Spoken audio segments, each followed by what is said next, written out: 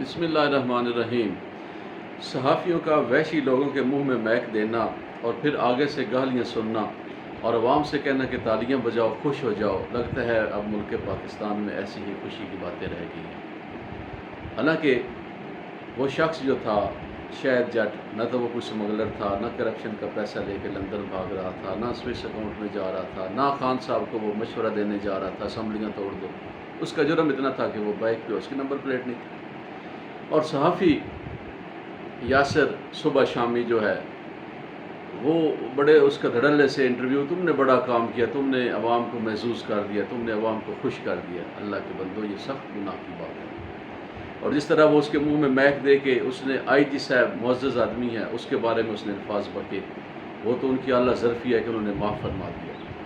اور پھر وہ بارہا عوام ناظرین کہہ رہا تھا، اور اگر وہ ناظرین کو بھی گالیاں بک دیتا تو ناظرین جو لاکھوں کروڑوں میں، جس میں بڑے بڑے نیک، بڑے بڑے اچھے، اعلیٰ ظرف، چھوٹے بڑے سب اس میں شامل ہو جاتے، سب کو اگر گالیاں پڑ جاتی تو اس کا ذمہ دار کون ہوتا؟ وہ گناہ کس کے ذمہ ہوتا؟ اور ملک پاکستان میں ایسی بات کو فروغ دے رہے ہیں، اب ہر طرف گالیاں بکی جا رہی ہیں، ہر طرف یہ جملے لکھے ہوئے نظر آ رہے ہیں۔ تو پاکستان جو پہلے ہی جو تھا زوال پذیری کی طرف تھا، مزید انہوں نے اس میں کوئی کسر نہیں چھوڑی، اور اب اس کو کہہ رہے ہیں یہ محظوظ ہو جائے، انٹرٹین ہو جائے۔ یہی باتیں ہوتی ہیں خوش ہونے کے لیے۔ یہ سخت گناہ کی بات ہے، یہ اللہ اور اس کے نبی کی نافرمانی میں شامل ہوتا ہے، اور یہ زمانہ جاہلیت کی باتیں ہیں۔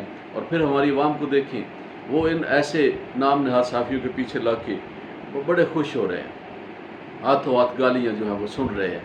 یہ تو سننے والی بات ہے، یہ تو مذمت کرنے والی بات ہے، اور صحافی کو کہنا چاہیے کہ اگر تم اس طرح ستائے ہوئے لوگوں کو ستاؤ گے تو یہ تو بہت بڑا جرم ہے۔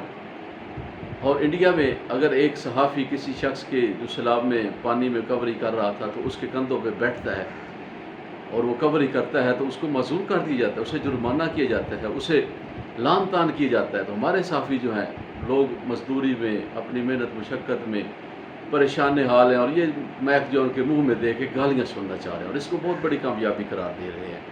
حضرت ابو ذر غفاری رضی اللہ تعالیٰ عنہ کا واقعہ ملتا ہے۔ مدینہ بازار تھا، مدینہ پاک کی گلیاں تھیں، بہت بڑے تاجر تھے، ان کا مال فروخت ہو رہا تھا، تو وہ کسی شخص سے اسی انداز میں گفتگو فرما رہے تھے، تو رسول اللہ صلی اللہ علیہ وسلم پیچھے سے سن رہے تھے، اور آ کے اس کے ابو ذر کے کندھے پہ ہاتھ رکھا۔ جب پیچھے دیکھا، آقا دو جہاں ہیں، سخت شرمندگی ہوئی۔ اللہ کے محبوب نے ایک ہی جملہ ارشاد فرمایا، ایک ہی لفظ فرمایا، اے ابو ذر، میری تعلیم و تربیت کا یہی صلہ دے رہے ہو؟ ابھی زمانہ جاہلیت کی باتیں تم سے دور نہیں ہوئی؟ تو ابو ذر جو تھے پھر ساری زندگی انہوں نے غلاموں جیسا لباس، جو غلام پہنتے وہ ابو ذر پہنتے، جو غلام کھانا کھاتے وہ انہی کی دسترخوان پہ بیٹھ کے کھاتے، اور اوپر سے آنے والے کو یہ پتہ ہی نہیں چلتا کہ ان میں ابو ذر غفاری کون ہے۔ تو ہمارا مذہب، ہمارا معاشرہ، ہماری روایات یہ نہیں ہے کہ عوام کو گالیاں سنائی جائیں۔ انہوں نے کہا کہ خوش ہو جاؤ، تالیاں بجاؤ، بہت بڑی کامیابی مل گئی ہے۔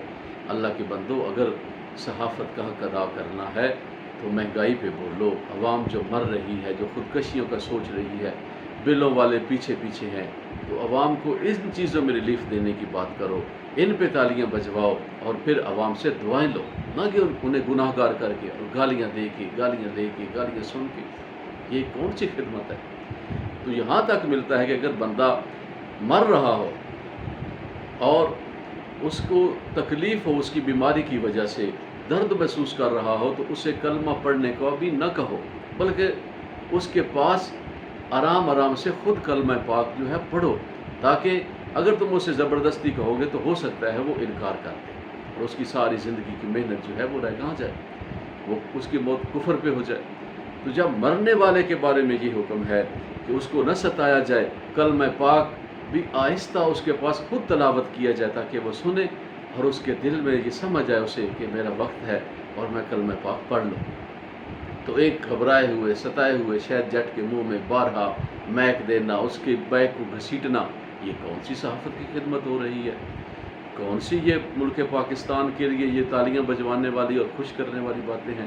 اللہ رب العزت ہمیں سمجھنے کی اور نیک عمل کی توفیق دے، اور ہمیں یہ سمجھنا چاہیے کہ برائی کے اندر کتنی پاور اور طاقت ہے، کہ وہ چند لمحوں میں، چند ساعتوں اور چند گھڑیوں میں کتنی وائرل ہو جاتی ہے۔